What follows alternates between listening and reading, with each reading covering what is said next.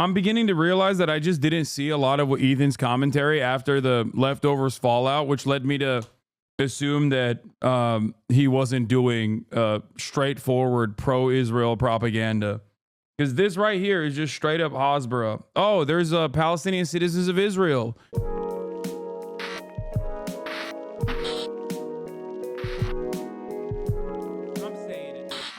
Anyway, this is Ethan Klein of the Rise of Liberal Islamophobia. Figure out ways to prevent this stuff. Like, the stabbing was happening for a few months, and now it doesn't really happen so much.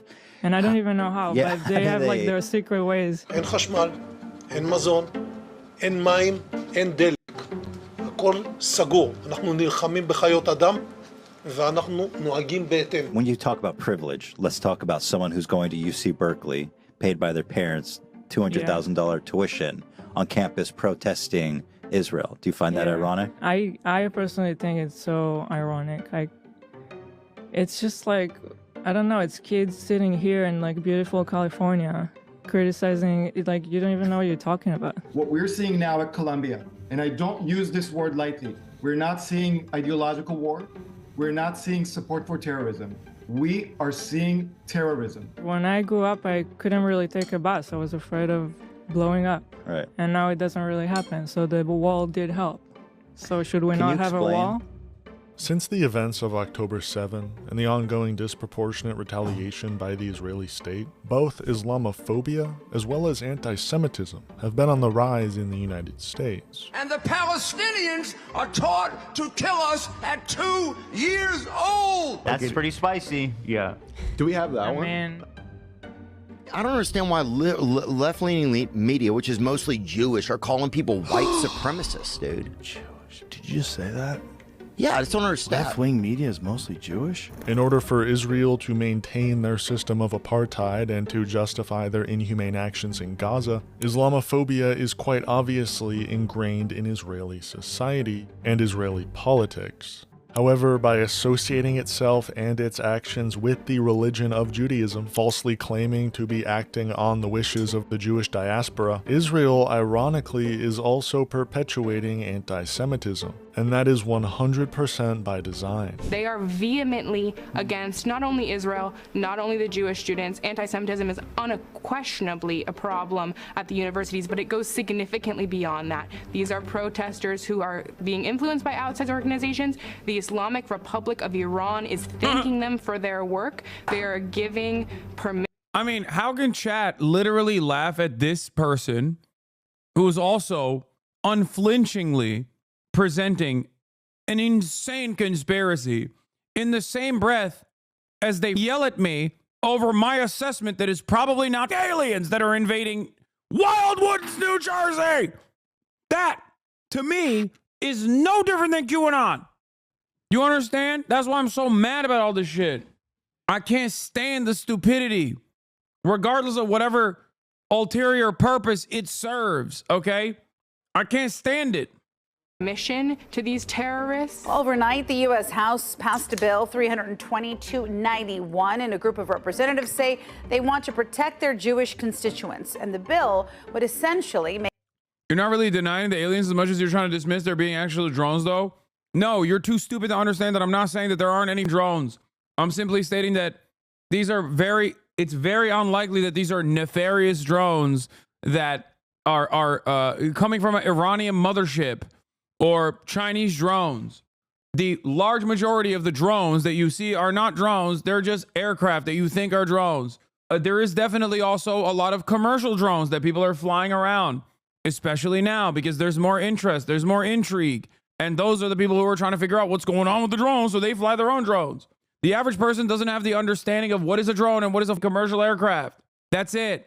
I'm not discounting the idea that there might be actual testing being conducted on drones that like Amazon and Walmart will use for shipment, or drones that might be deployed on a civilian population by some defense contractors. I'm not discounting that at all. I'm simply stating that there are less likely narratives here, and that is that there is an alien mothership or an Iranian mothership, and that these are drone swarms happening to I don't know, do something. No one says what they're trying to do. The closest we've arrived at a tangible conspiracy theory that actually says they're trying to do something was the one guy that we just watched, the CEO, who said, oh, they're bomb sniffing drones.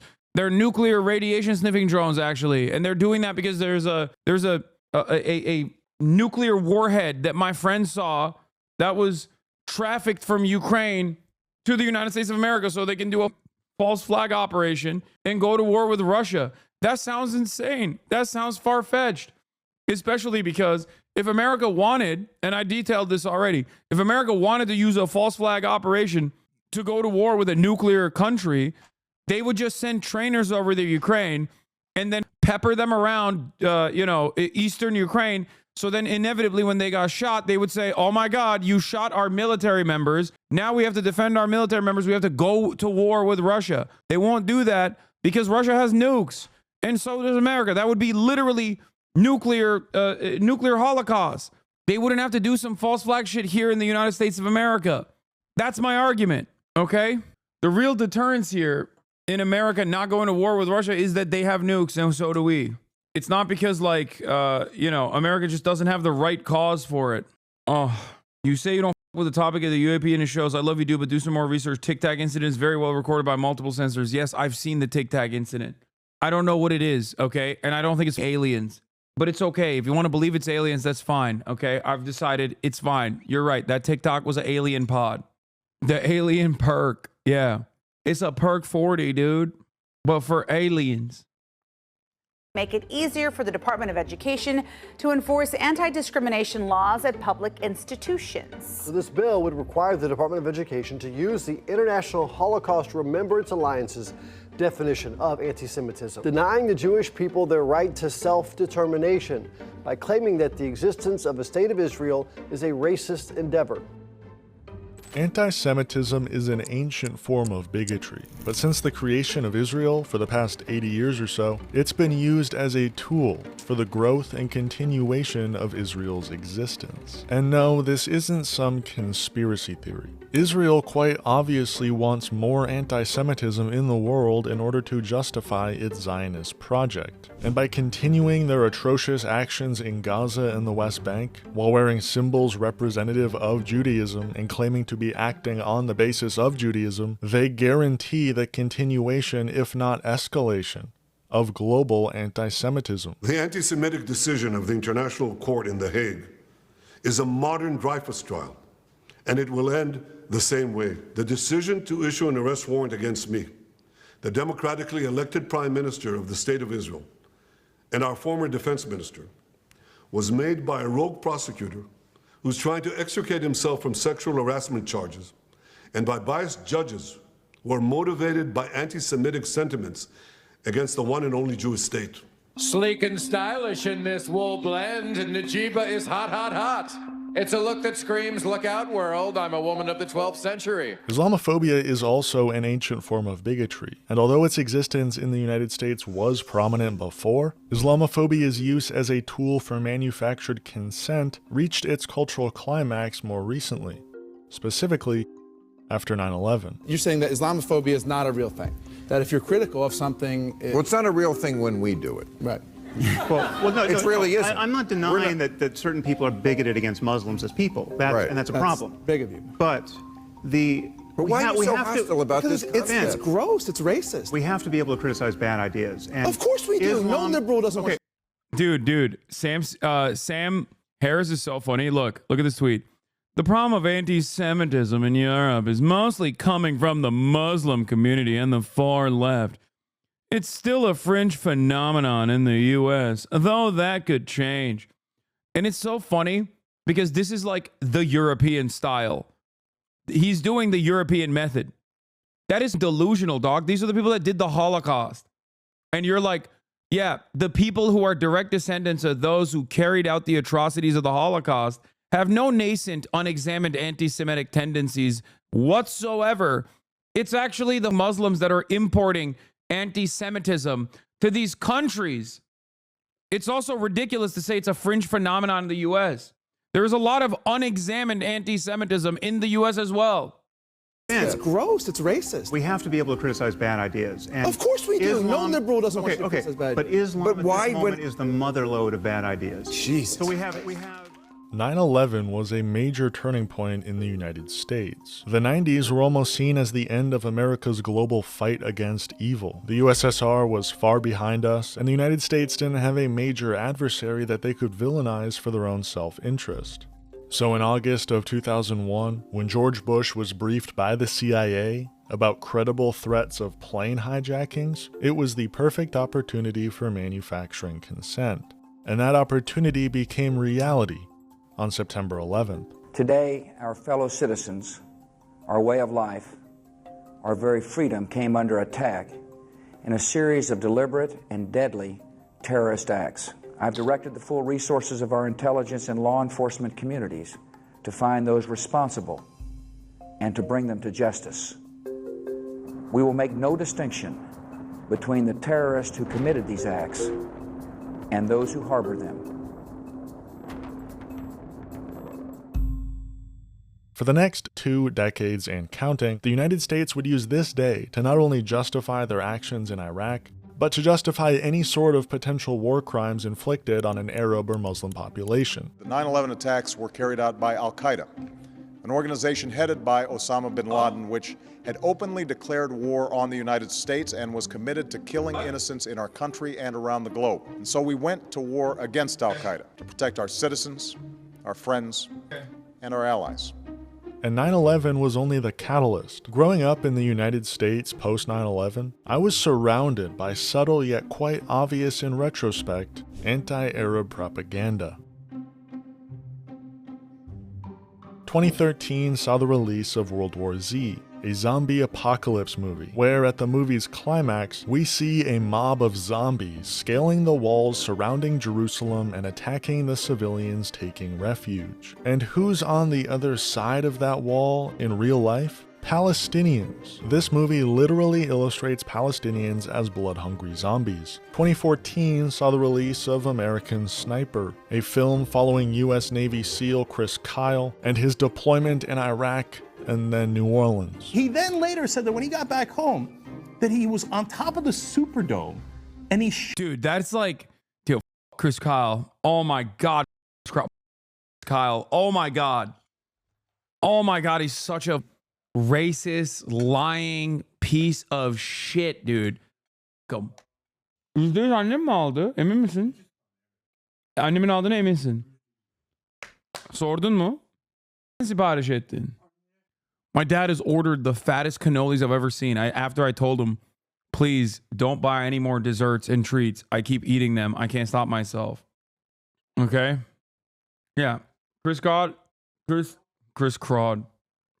is a liar, a fraud, a racist. He's just an awful dude. Shot over 30. And the irony is, the one time he was trying to do right by his fellow veterans, he got killed by a fellow veteran who he was trying to help with his PTSD.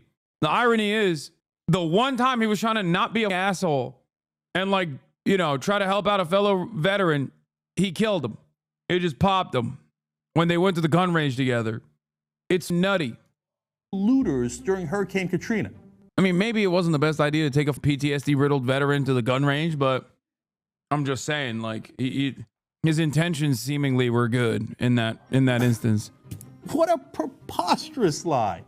How stupid are you if you believe that? Throughout the film, he's seen as both a hero of America's freedom, as well as a victim of our own actions, almost making it seem like we had to be in Iraq, but it was still a sad situation. God, I love neoliberalism. And what was happening during the release of this movie? The United States was propping up and funding rebel groups in the Syrian civil war to overthrow President Bashar al-Assad. And whoops, we just created ISIS.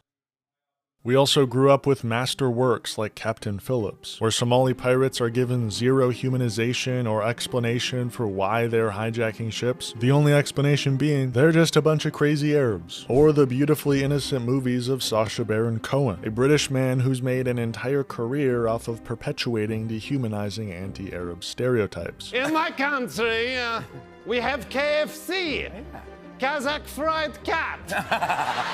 These associations in our media create an anti-Arab bias in the minds of its audience. But where those biases are confirmed is when these victims of American imperialism reach a point of retaliation, like the events of October 7th. Today, the people of Israel are under attack. In this moment of tragedy, I want to say to them and to the world and to terrorists everywhere, the United States stands with Israel. I got up this morning and started this at 7:30, 8 o'clock, my calls.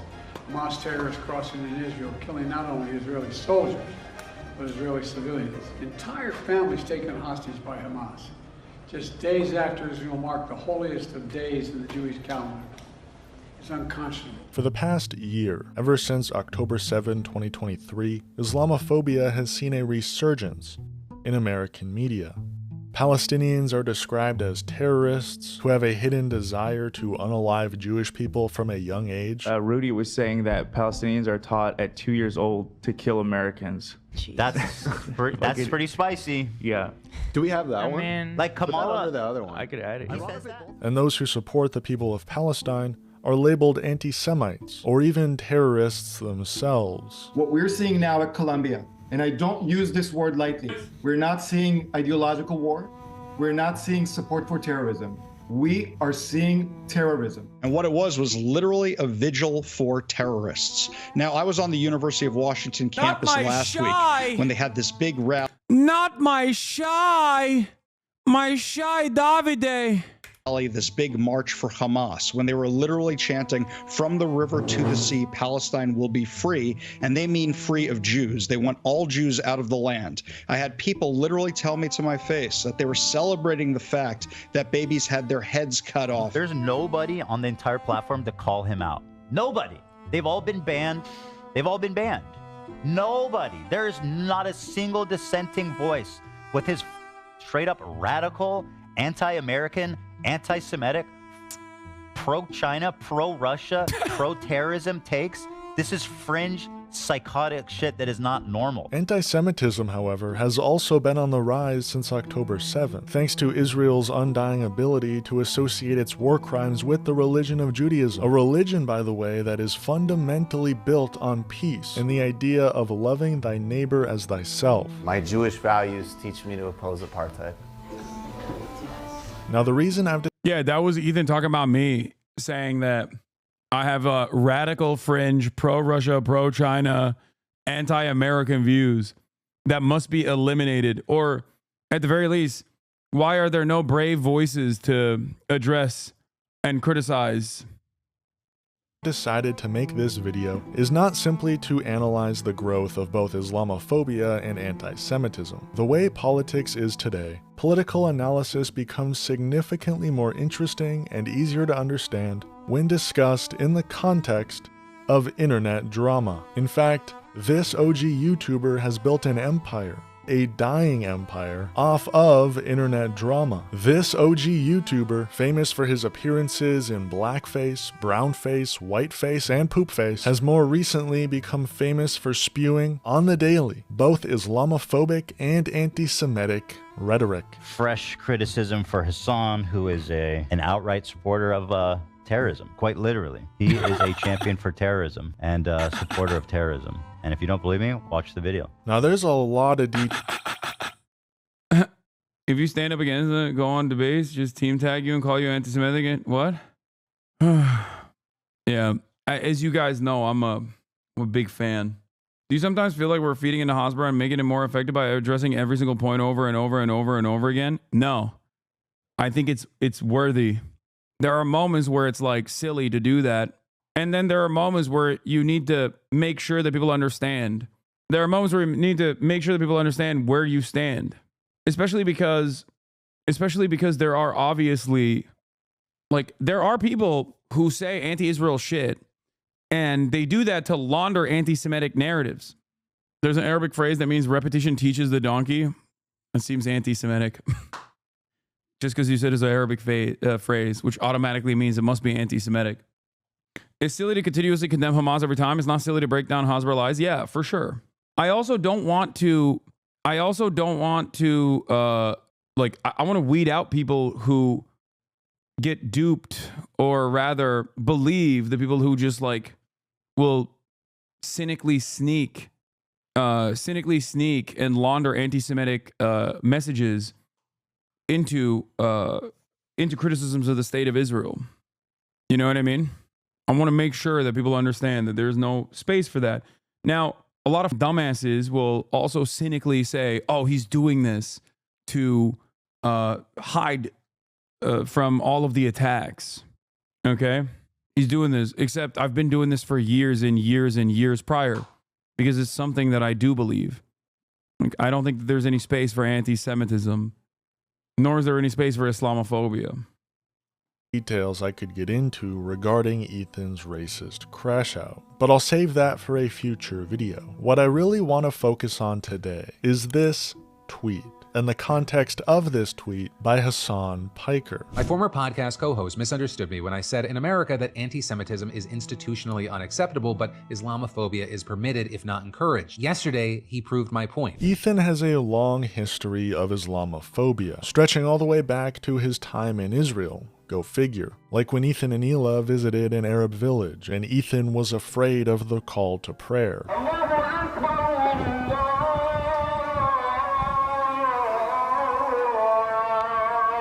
Hila, are you sure we're going the right way? Hila, are we going the right way? I'm hoping so. Yeah, no. I don't know, we just need to find the water. You know what they say? Follow the Allah Akbars. Or when Ethan said Arab Muslims have an inclination towards committing acts of violence. I do, on the other hand, acknowledge that, like, I think per capita, a lot of the weird terrorism and crimes and shit, I mean, there's definitely some strong thread of violence through the Muslim community. Yeah. Or Arab Muslims, to be more specific. Or when Hila said the wall between Israel and the West Bank had to be built and was proven effective. They built a wall, and Israel should be a one state with Palestinians and Israel's all living together. They should reduce the borders and remove the gate. That to me seems like super ignorant. It is, because when I grew up, I couldn't really take a bus. I was afraid of blowing up. Right. And now it doesn't really happen. So the wall did help. There's still a lot of other ways. There's tunnels and, you know. Yeah, rockets. Yeah. When Hila was a kid, it's just, it's a epigenetic. It's just like genetically predetermined that if you're Arab, you hate Jewish people and you want to kill them. It's just how it is. That's why we need a wall. Yeah, it's just natural. I want people to understand that, like, reasonable people or good people can also be duped by these narratives as well. Okay? Especially because there has never been a fascist movement throughout history that hasn't justified its fascist nature by creating a healthy dose of propaganda and laundering it over and over and over again. It's not like, while we all understand what the Nazis did were horrifying, right? Like, they also spent a good deal of time early on laundering anti-Semitic sentiment in order to justify what was to come later down the line. It's not like they were just like, yeah, we want to do the Holocaust because we're evil. Okay? They didn't say that. They didn't just like magically one day decide like, yeah, let's just put all the Jewish people in concentration camps and kill them because we're bad guys. And then that's how they communicated that to the public. And then the public was like, well, we're also evil too. Thank God. I love doing evil. Like, it's not how that goes. Okay? It's not like Jim Crow or the apartheid in South Africa was presented to the population as, we just actually want to do bad things. We want to do bad things to black people. No, it was a century of justification for chattel slavery that was repackaged throughout time as society evolved. And every step of the way, those who wanted to reinstate the racial pecking order would make arguments over and over again to justify why this must exist, why Jim Crow must exist, why apartheid must exist. That's it. And I don't think people understand that. Like, when they have this like unexamined, resilient, Islamophobic attitudes that they've grown up believing, that they've been socially conditioned into taking as truth, and they hear something like that, they go, yeah, that tracks. This argument tracks. The self-defense argument is something that I can understand. That's why Israel, even to this day, will always bring forth the self-defense narratives. The expansion of the Golan Heights, which is annexed Syrian territory that the Trump administration acknowledged as permanent Israeli territory in direct contravention of international law. There is now a further expansion of the Golan Heights, according to the Israeli government. The reason why, what is this? Ethan Klein, H3, 68 videos. What does this have to do with anything? Using check your privilege to excuse away fascist policy is a super crazy spin. Shit like, yeah, it's easy for you to call for civil rights for black people from a cushy big city university. We're fighting them daily. Yeah. What? What is this person saying? There was there's a lot of weird ass motherfuckers Greater in the Israel chat that today. blocked out the West Bank and Gaza.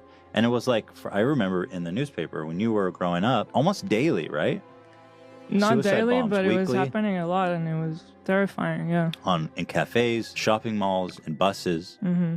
And it was just like a slaughter. It was just a slaughter. And so they're like, oh, we'll build a wall then. And lo and behold. Ethan has less followers than you. Dude, what are you talking about? Ethan has one of the largest YouTube accounts out there. Ethan is OG YouTuber. He has multiple YouTube properties that are significantly larger than myself, including the H3H3 podcast. The H3H3 podcast is significantly larger than any property I have on YouTube. It's got 2.79 million subs. Their video numbers, I mean, their analytics don't look as great now as they once did, but they're still fairly popular. No more suicide bombs. And my whole time there. Also, it doesn't even matter. Nick Fuentes has way less motion than myself, but I still see him as a serious threat. It's so weird. Like, just because someone is like far less consequential doesn't change. Like, if they're saying something, if they're trying to normalize certain ways of thinking. My whole 5 years living there, there was one failed, shitty attempt. Mm-hmm. You know, the list goes on. You told me once you went on like a mission with them to like a terrorist city. But these clips are all quite old, and for a while there, Ethan was able to hide any of his own Islamophobia. Yet when October 7 took place, Ethan Klein's Islamophobic tendencies came to the forefront. I find it incredible that people think that Hamas is going to take over all of Israel and happily coexist with Israelis. If there's a state of Palestine, it makes sense. But if you're in one state, all that's going to happen is like everybody is trying to bring as many people there as possible. And like by the time... What do you mean everybody? Does he mean Palestinians? Yeah, how terrifying. Palestinians have been purposely cast out from their homeland. Will want to come back. Like, we cannot coexist with them. It's terrifying. Like, this right here is this is it. This is just like, it is considered appropriate to be able to say these things. If you were to say this about black people, like, everyone would understand what the fuck you're talking about. Say it about Arabs, though. Say it about Palestinians, and everyone's like, well, maybe he has a point. And the worst part about it is that, like, Ethan himself does not give a shit. I know he, at least when I talked to him, I don't think he gave a shit about the demographic concerns of the state of Israel. Why the fuck should he care? He's from California. Like, ridiculous, right? And it feels like this is a relaundering of a certain point of propaganda that has worked on him as well. Do you understand? Frankly, are a lot of Palestinians, right, in the area. And once the Palestinians outnumber the Jews, basically... Like, this is just great replacement. You understand that, right? I'm sure Ethan would understand that. When people say this in America, that's why I always point out, we here in the United States of America, the royal we, have demographic concerns. But when someone says that to you in the United States of America, virtually everybody understands what the fuck's going on. Okay? Especially those who are well-read, or especially those who are at least somewhat liberal-minded, very quickly understand when a person says, we have demographic concerns in the United States of America. What does that mean? Dış kapı açık. Kimse yok ama dışarı. Başka bir şeyler daha mı order ettin? Kafayı yiyeceğim ama. They keep ordering food. That sounds like what why racist people would say pre-desegregation. No, that's exactly what it is. Demographic concerns by the demographic in-group is inherently a racist concept.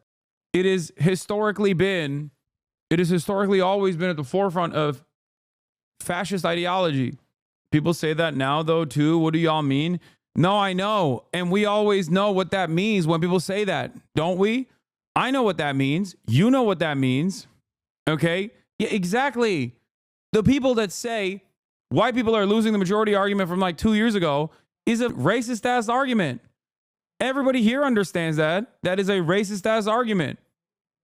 The question always is, what are you talking about? So what if there aren't a majority of white people? What is whiteness?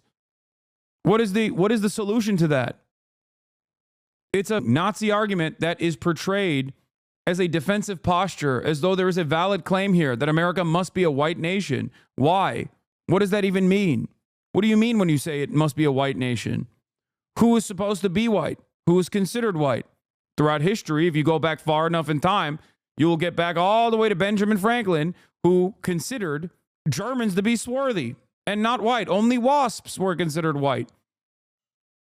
Whiteness is a concept that's evolved throughout time. And in many instances, it has nothing to do with just the color of your skin. After all, many people don't consider me white, even though I say I'm white all the time. I am white. I look white. I'm pale as and yet people say, Hasan, you're not white. How could you be white? You're Muslim. Your name is Hasan. And a big chunk of why people are no longer are no longer as white as they once were is because miscegenation is no longer illegal. So what are you going to do? Are you going to make it so that it's illegal to race mix? It's ridiculous. Anyway, let's continue. Anything is fair game for the Jews. Anything. Oh, it's going to be a secular country? You mean Hamas, the Islamic fundamentalist group? Wait, I don't understand. No one is saying that Israel needs to be a Islamic caliphate. Like, that's ridiculous. Yeah, no, when people say it must be a secular country, that's what they mean. It's not like a secret way of, I haven't seen this video. What the is this? I don't even know where this is from, but this is a ridiculous video. Yeah, no, secular means secular.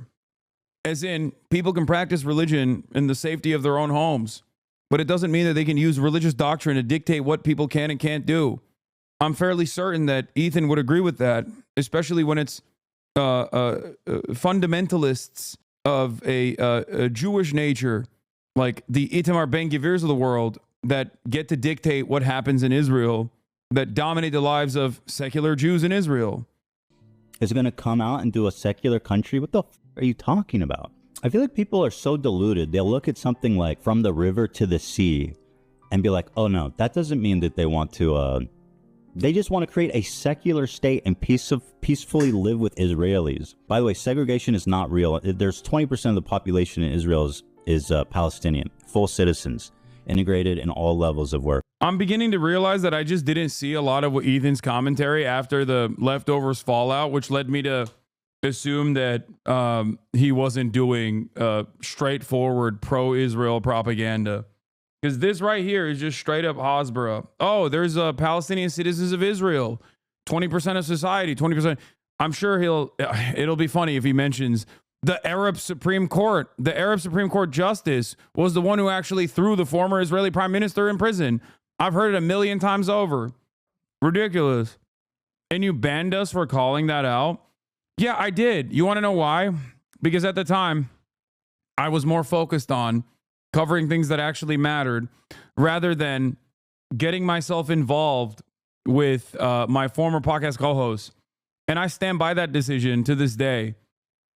He would literally talk about how he believes in apartheid state, but then would go away and say shit like this. He's so insincere. I think the problem here is that he took advantage of a lot of your charitability and still enjoys the benefits of you believing he might understand what's wrong. He's fooled a lot of us. He does use the Supreme Justice talking point. And over time, he played victim claiming that people calling him a Zionist are being anti-Semitic. Ironically, an anti-Semitic statement in and of itself, but I'll get to that in a bit. That's my problem, is that people they're watching with the expectation, they're looking for any... I think his past open criticism of Israel and advocacy for Palestinians carries so much weight until October 7. Yeah, it carried a lot of weight for me too. Don't double down. You didn't do research about your co-host. Take the L and move on. Token Yemeni. Yeah, my bad, dude. I should have spent a what did Ethan say hour every day instead of covering the slaughtered children that Israel was killing at the time. You're right. My bad. Sub for years, I was fooled too by him. Yeah, that's what I should have done. I should have centered the conversation around like petty drama between me and my podcast co-host, so that like all these other parasitic drama farmers could like attach themselves to that conversation as well. You know, make money for everybody, and every single day not talk about issues that actually mattered, you know? And you're doing it right now, dude. You're the one claiming he was a friend. At least admit to it and say you're sorry. Aw, does it hurt your feelings? Does it hurt your feelings that I didn't know the full scope of his commentary? Oh, I'm sorry. Talk to me when he spends, I don't know, a month and a half actively trying to get you deplatformed, okay? Are you the real victim here? Are you the real victim here, chatter? Do you feel so, are your feelings hurt? Are your feelings hurt that I covered genocide instead of whatever the Ethan was talking about? My bad. Well, you banned people for calling him out before? Yeah, I did, because it was irrelevant at the time. And I was right to do so, and I still stand by that, okay? I'm so sorry that your feelings were hurt. Yeah. Do you not hear what I'm saying? Do you not hear the words that are coming out of my mouth? At the time, covering Ethan would have been irrelevant, regardless of whatever kind of Hasbara that he was churning out. That's what I'm saying. Would you rather have me cover your personal anger and resentment that you had, the personal frustrations that you had with a podcast host that you had a parasocial relationship with, or cover the act of genocide that was ongoing? Oh my God, there's another. Okay, this is out of control. Baba! Bir tane daha geldi. They ordered even more people. You say you don't care about drama shit while covering more important stuff like open genocide. Chatter still sent links after that and got the hammer. It's their fault, not yours. Yes, exactly. Anyway. Little nugget to get indignant over and to call me a Zionist. Mm-hmm. If you call me a Zionist, you're anti-Semite. You know why? Because I'm not a Zionist, and I've made that exactly profoundly, deeply clear. So when you see someone on Twitter, when you see someone in the audience calling me a Zionist, what they're calling me is a Jew. Mm-hmm. And this whole Zionism thing is just so up. It's basically a purity test on Jews. Mm-hmm. You got to be, are you a good Jew or a bad Jew? It's so crazy because like there are hella Jewish people, many of which I collaborate with, many Jewish people that are on this platform that simply don't agree with Ethan. And yeah, if someone is an anti-Zionist, actually, okay, and Jewish, and then someone turns around and goes, oh, you're a Zionist, okay? Yeah, I would assume that person is anti-Semitic. But it seems like Ethan has given enough. It seems that Ethan has given enough information to people who are passing by or people who are actively tuned into his podcast, like large chunks of his progressive fan base that don't agree with him on this issue and have made up their own conclusions. Segregation is not real, y'all. The Palestinians' land day does not commemorate the Nakba or 67. Is 1976 during Yitzhak Rabin's first government. 20,000 dunams of land were expropriated from Palestinian citizens in Saknin to build Jewish towns. As a part of the Judaization of the Galilee, the Palestinian protested with a general strike. The military shot and killed 6 unarmed protesters. Since the 1948, over 700 Jewish towns have been built on Israel, 0 for Palestinian citizens. Yeah, Ethan, also in the conversation that I had with him at the time when I thought he was, pro-Palestinian, pro-Palestine in general. At that time, when I did give him a longer, a lot more bandwidth to speak his mind, when he said the Jewish voice for peace could be akin to the to capos. I personally thought that was an insane thing to say, and if you go back and watch, like so much of my back and forth with Ethan could be demystified if you go back and watch that last conversation that me and him had. It's on my YouTube page. You can go watch it. Okay, you can go watch it, and you will see a lot of the conversation, a lot of the back and forth we had. We covered a broad swath of issues. Okay, and in that moment, I genuinely were like, Hasan just said that you're having Jewish people make a distinction that you're anti-Semite. Wait, what? He's right. They have a machine that's trying to separate. What the? What are you saying? I walk through public hallways of that's right. Surely another existential crisis. See, I love Gabor Mate, is one of my favorite Jewish people. And then, what? When he was bombarded by people that broke my heart, you're in your own cloud. People notice that there's no way people can know how bad the problem is now. They just have to check in with Jewish people to see they're going to get a horror story. He's right. They have a machine that's trying to separate the two of us all the time in public. You're an anti-Semite, is Hasan saying. Hasan just said you're having Jewish people make a distinction, then you're an anti-Semite. Wait, what? Yeah, but you're that guy who watches streamer buddies acting like terrorists and you laugh only to come back to Holocaust and genocide back to back. Think of a mental gymnastics is unreal. What the What year did you start not liking Jewish people? 1955? This is a schism here? What the is this person saying? He called Matt Lieb anti-Semitic. Matt Lieb did Birthright. Eaton said on the YMH podcast that Birthright was brainwashing by rich Zionist Europeans. I don't know what the this guy's saying, but I think it's great that he's in here. He should say it. So in what world is that normal? To be like, sorry, no Zionists, death to Zionists. So, you know, you go to all these campuses, no Zionists allowed. So they're saying, are you a good Jew? Or are you a... Yeah, it's funny that he says this. And if he were to actually critically examine the situation, or at least talk to a singular organizer on campus, he would very quickly recognize that most of those campus protests were organized by Jewish groups, like Jewish Voice for Peace, Students for Justice in Palestine. They were incredibly diverse. And there were many Jewish anti-Zionists that were leading these protests. And that's not tokenizing them or using them as a defense mechanism in the way that people cynically claim it is. It's because they also were upset with what Israel was doing. They also understand Zionism in the same way that we do, which is that at its bones, Zionism, in its current inception, in its modern iteration, in the way that it works, and some might even say certain variants of Zionism initially, are a fascist ideology. That's it. It has the same exact in-group, out-group dynamic. It is built around uplifting an ethno-religious supremacist ideology and dominating the indigenous population that Israel has sovereignty over. It's so crazy. It's not shocking that there are plenty of Holocaust survivors that have initially started off thinking, oh, sick, a homeland. This is going to be awesome. And then very quickly realize what the is up. Albert Einstein is one of the most prominent examples of this. This is actually what I talked about extensively, not only on the Cambridge speech, but I focused on this a lot more on the Oxford Union speech. And I'm very excited for it to come out. Hopefully it will eventually.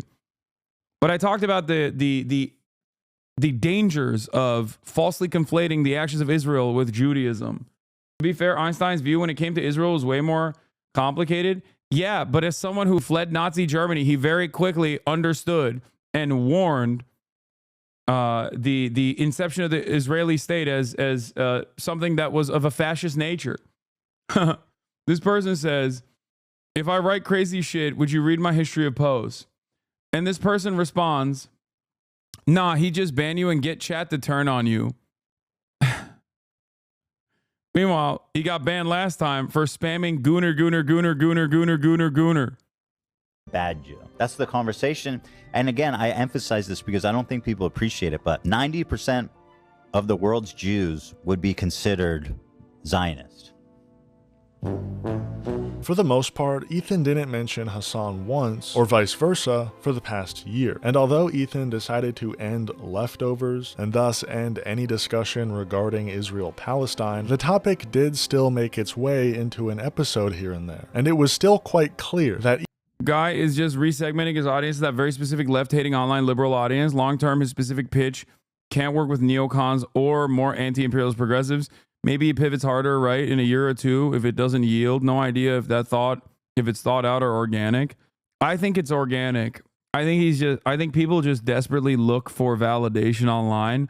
And I think it was a big schism when the progressive audience that he had organically cultivated from having a genuine change of heart did not agree with him at all. So he was like desperately looking for validation on the one hand, which Destiny's community gave him full throated support, love bombing his ass. So he started frequenting those that Reddit more and more, But then also, he just couldn't comprehend how so many people in his audience were like against them. So he thought, oh, it must be because Hasan primed them. It must be because Hasan is the reason. These people could not have organically come to this conclusion. And because he's a very stubborn guy overall and hyper fixates on certain things and just like never gives up, I think that's my assessment. I can't know what someone's what is happening in someone's mind, but my assessment of the situation is that he just like needed to find someone that was responsible, because it can't be him. At no step in this process could it be his own personal communication on the situation, making people arrive at this conclusion that he was defending Israel. Okay? Out of respect, you even now show charity. I would be so mad. There's no reason to be mad. There's nothing you can do about these sorts of situations, you know? Like, I'm not going to be like, oh, he was always this like massive pro-Israel guy or whatever.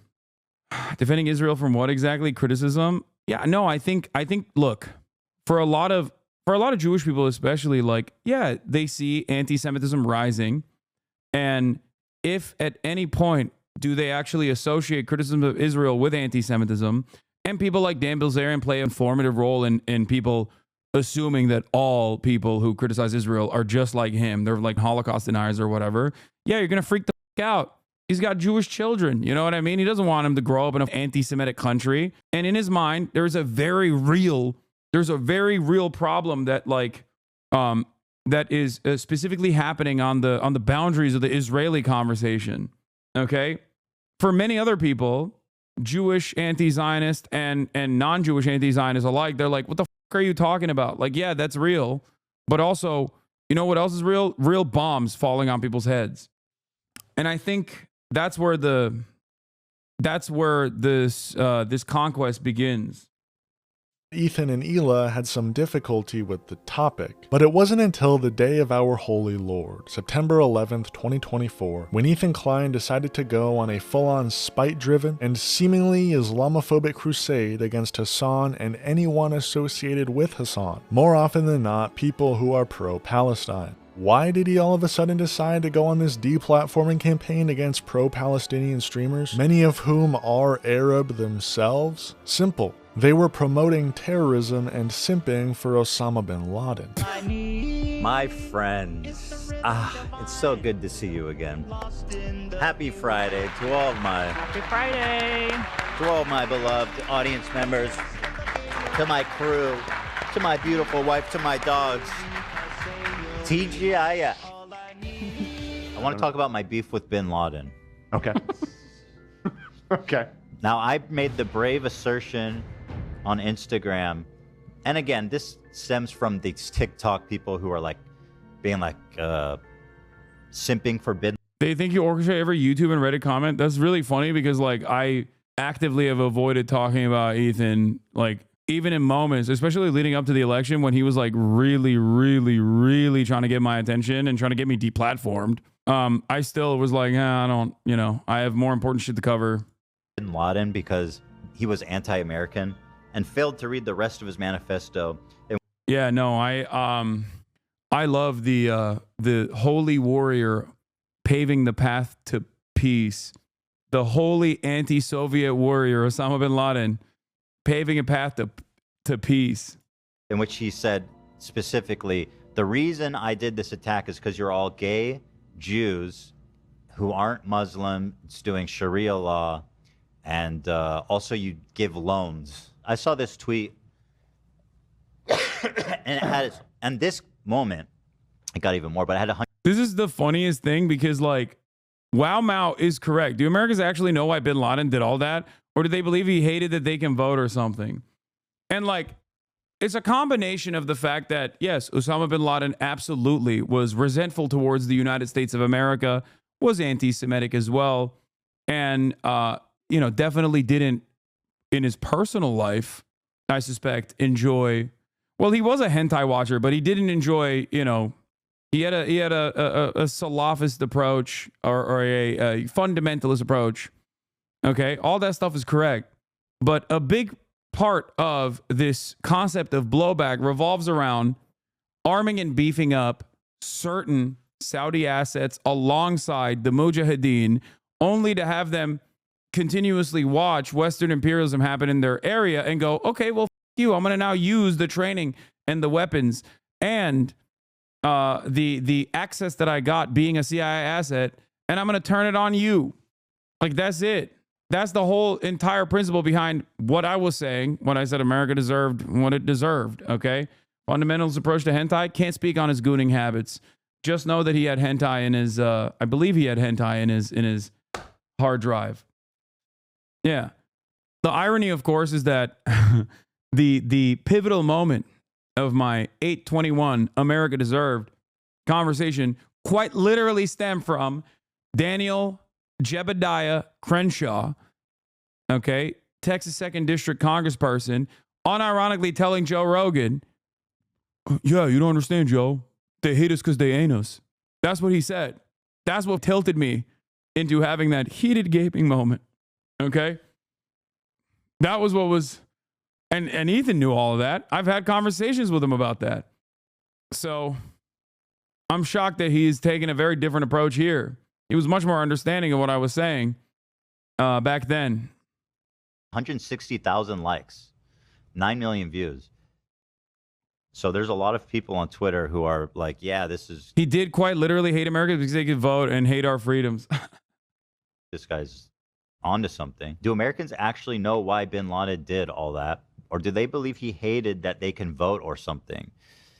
And what's interesting to me is that when I actually read his writings and learned about it, it occurred to me that, like, holy shit, that is kind of why he hates us. He did quite literally hate Americans because they could vote and had freedoms. He specifically states in his writings the reasons: homosexuality, lack of Sharia law, drug use, lending of money, and letting Jews run the country, or the world, frankly. Please read his writings before regurgitating. Osama bin Laden did it because of burger.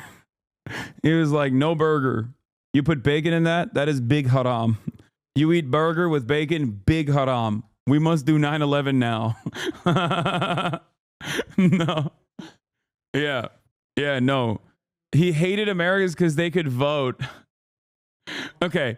I don't want to dive into the weeds of this, but I think he's misunderstanding what he was talking about in terms of Americans being able to vote. I think he was, I don't recall what he wrote in the letter to America or whatever, but I'm pretty sure the thing he wasn't saying was that the Americans have the concept of voting, and I hate that.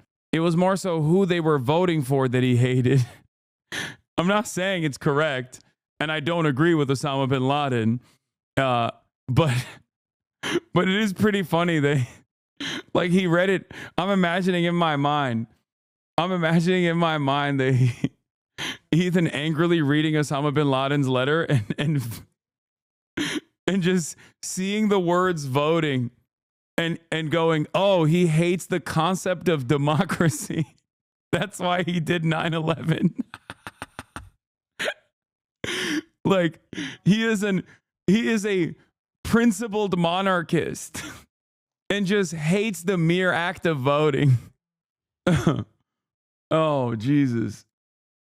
This is unironically regurgitating the they hate us because our freedoms attitude that many Americans displayed at the time. The problem now is that it's 2024, which is a wild time to regurgitate this propaganda. Like, just wait for a false flag operation or something so you can just push this out. Oh. Tanky talking points and running defense. Yeah, he used that they were voting to justify their murder. He said that Americans deserve 9/11 because they voted the president in. Yes. For mass murdering, homophobic, anti-Semitic piece of shit. Bin Laden, anyone trying to rewrite history. Yeah, I mean, if I want to extend a little bit of grace to some of these people that, you know, I'm assuming have not actually taken the time to fully read his manifesto or his writings or whatever. You know, there are parts of it where he's critiquing, you know, U.S. imperialism and messing with countries in the Middle East, like you said, and it can come across as like, okay, he's making some points here, but like, yeah, I mean, that is like, he's not a good guy, okay, but yeah, why else would an American asset do this? Why else would a former American asset do this? As a part of it, that doesn't mean he's right to do it. I certainly don't think so. But it's like ridiculous to go, oh, he hates America because of the freedoms that America has. He's just like, he's not even jealous of the freedoms. He just like hates that those freedoms exist. You have to read on. Like Yes. you can't just read like you can't read the back cover on this one like you should. No one is saying he wasn't insane. You have to delve a little bit deeper, like you said, and consider why he was insane. Why are Americans so afraid of this analysis? It just like bricks Americans' brains immediately. That's why. You should delve a little bit deeper because the further you read, the more it's like, oh, he's insane. Okay. Coming to the conclusion that bin Laden hated us because we could vote and had some level of freedom of expression, that is the... Responding to Bush saying that they hate our freedom, he said, if so, then let him explain to us why we don't strike, for example, Sweden. Ew. Osama bin Laden was a debate lord. Ew. Oh, add that onto the list of why I don't with the guy. Ew. Osama bin debating.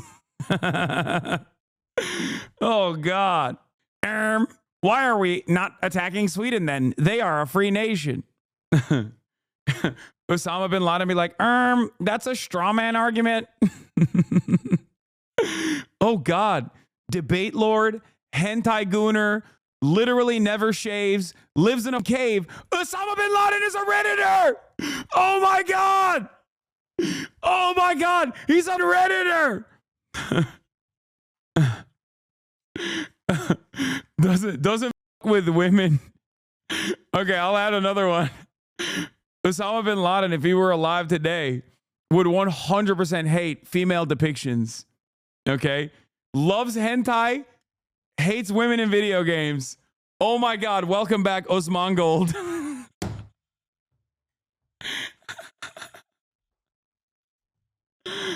Oh, dude. Okay. The dumbest, most white supremacist argument you can make, and is an obvious example of Islamophobia. So the first thing I saw was this dude named Comrade Casey. Comrade Casey says, Ethan Klein has never heard of historical analysis. And I'm thinking, like, we can analyze it all we want. That's his literal words. Like, he's just like, I hate Jewish people and I want to kill people who have freedoms, who aren't following Sharia law all the time. And they're like, well, what did he really mean by that? It's obnoxious, but this isn't actually the most obnoxious. Then comes everybody's favorite, Frogan. So here I am saying, actually, Osama bin Laden bad. And her response was, this never shuts up. Oh, my God. I mean, he really showed Frogan. He really showed Frogan.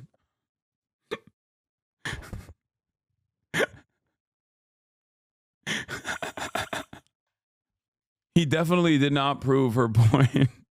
you could shut up yourself. It was this collection of leftists on Twitter giving a correct analysis for what transpired 23 years earlier that officially marked the beginning. Okay, to be fair, people didn't even offer any analysis. It's just like the first account is Wow Mao making a joke. And then it's like Ethan being like, no, you don't understand. They hate us for our freedoms. And then other people dunking on that take. Like, this isn't a serious back and forth.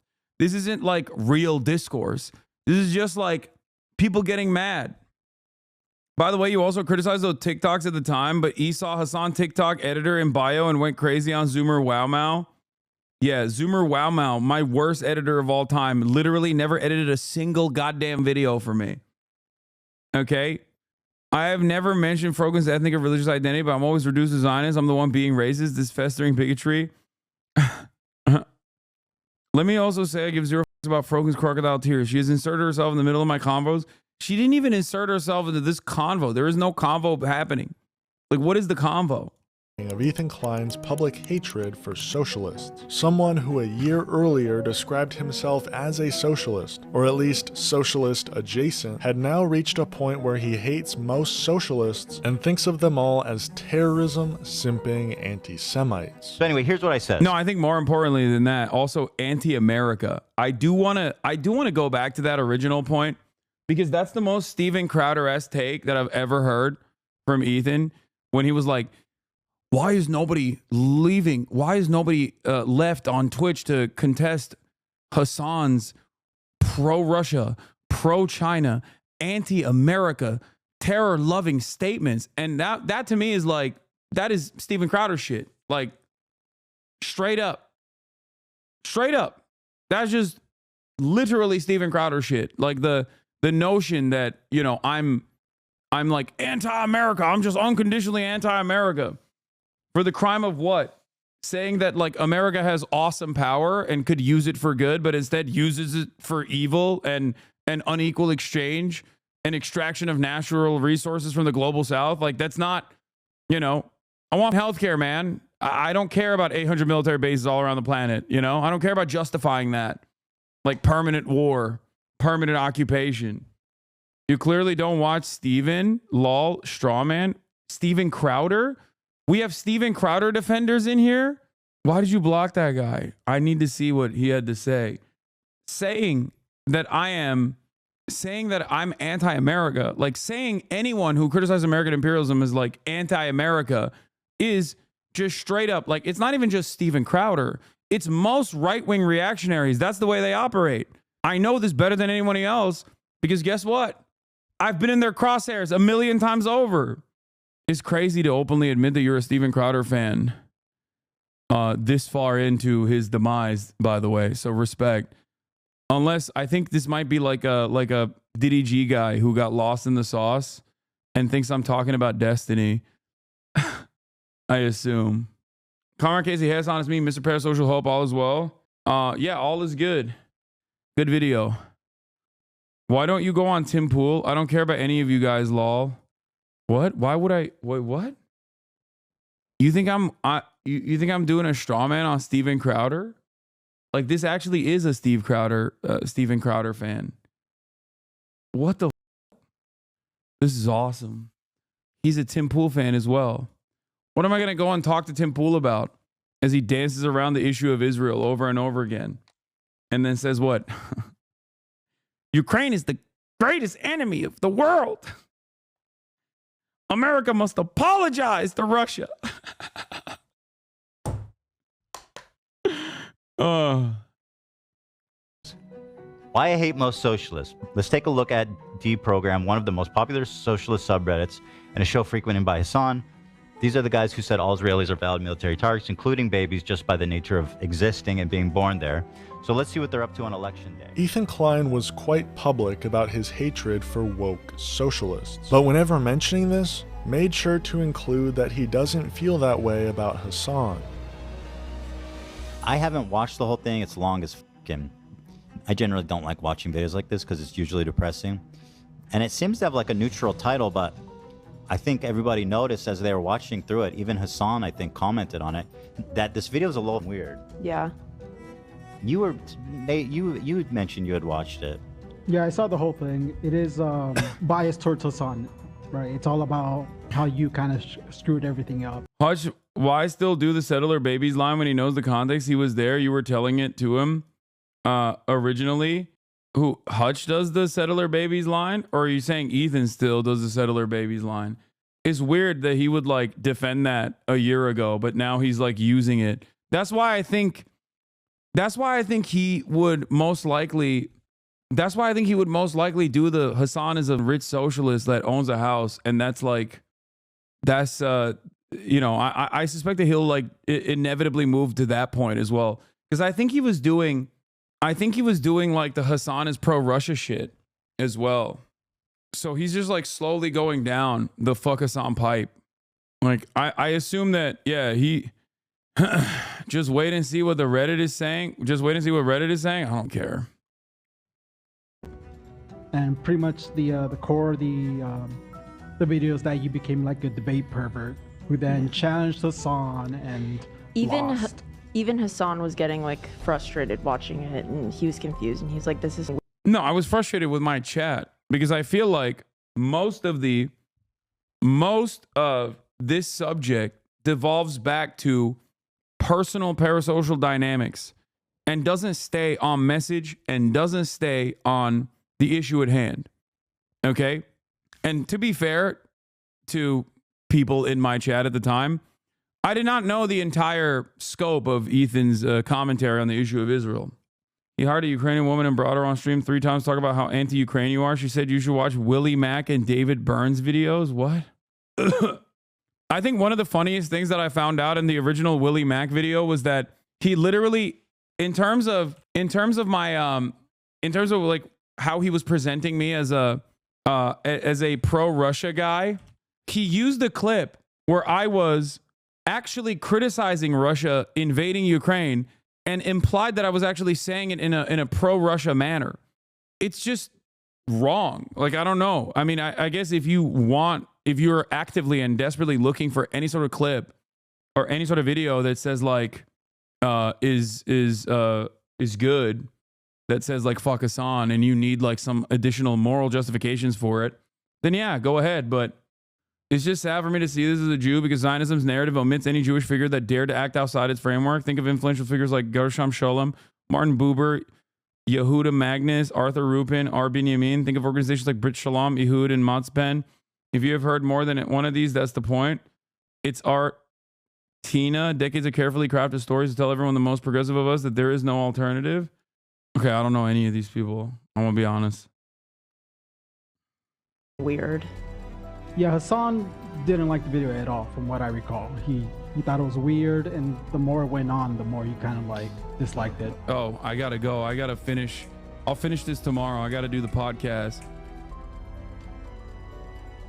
Personal news-wise, I ended the broadcast.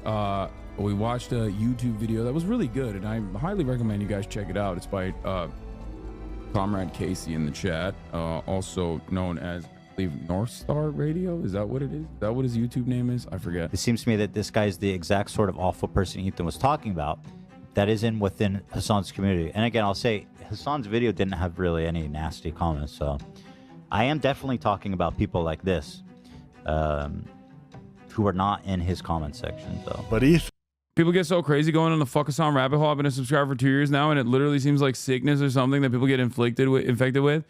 It makes sense, man. Virtually every subject matter I cover and the perspective that I offer is either something that most people have not heard of or directly hate. They've been conditioned, they've been trained into hating these naysayers. Think about it from the perspective of something that most people would agree to: socialized medicine. There are still a shit ton of people who think it's bad because it's socialist, it's bad, it's communist, it's socialist, it's terrifying, it's too disruptive. Okay? And when someone comes out and is like, yeah, actually, I think we should have socialized medicine, they go, oh, f you. That's it. Like, a lot of people are trained to despise those who say, here are some of society's problems, we got to fix them. Ethan could only keep that lie for so long. Anyway, you are so smart and so brave. No, I mean, I'm not like looking for flowers here. I don't know why people cynically say dumb shit like this. Like, you don't come across as intelligent when you say something like this sarcastically in the chat. You come across as like smarmy and annoying. That's not what I was saying at all. Okay? Calm down.